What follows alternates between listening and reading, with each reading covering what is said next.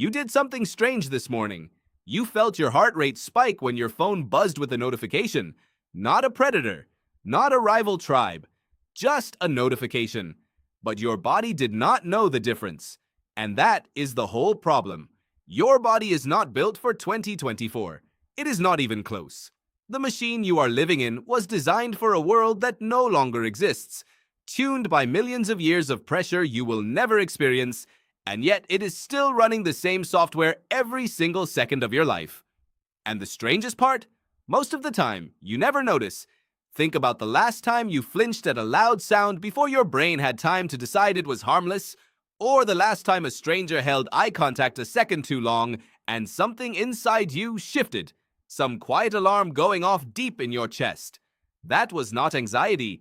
That was not irrationality. That was ancient code executing exactly as it was written. The software just cannot read the environment you are running it on. Your nervous system has two fundamental modes. The science calls them the sympathetic and parasympathetic states. But the plain English version is simpler than that. There is a mode for running from something that wants to kill you, and a mode for everything else. For nearly the entire span of human existence, those were the only two things that mattered. The question was always the same. Are you safe or are you not? And your brain became extraordinarily good at answering it. Neuroscientist Lisa Feldman Barrett spent decades studying how the brain actually constructs your experience of the world. What she found challenges almost everything you were taught about how emotions work.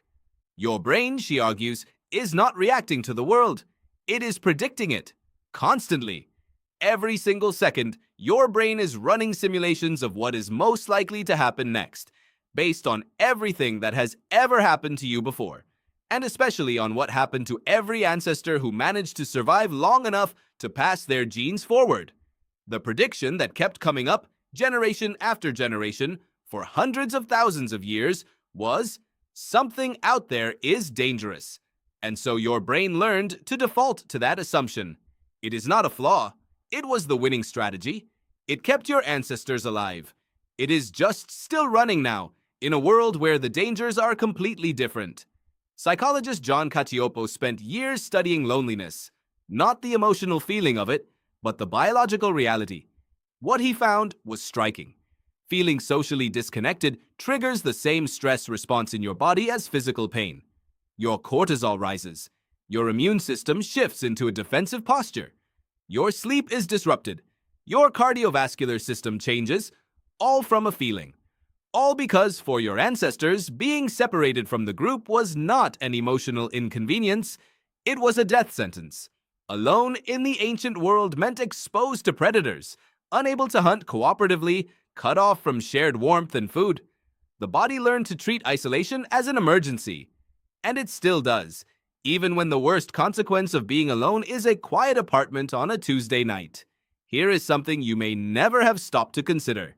You have a disgust response. Probably right now you can access it easily. Picture something rotting, something contaminated, something deeply wrong. That flash of revulsion you feel, that physical recoiling, that near nausea, it travels through your body in milliseconds, faster than conscious thought. Researcher Paul Rozin spent decades mapping how disgust works, and what he found is that the response is wildly overcalibrated for modern life. The original function was clear: do not eat things that will kill you.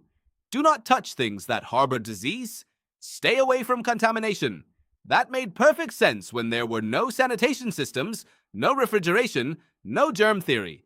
Your ancestors who had a strong disgust response survived infections that killed the others. So the response stayed. And then culture got hold of it, and something fascinating happened.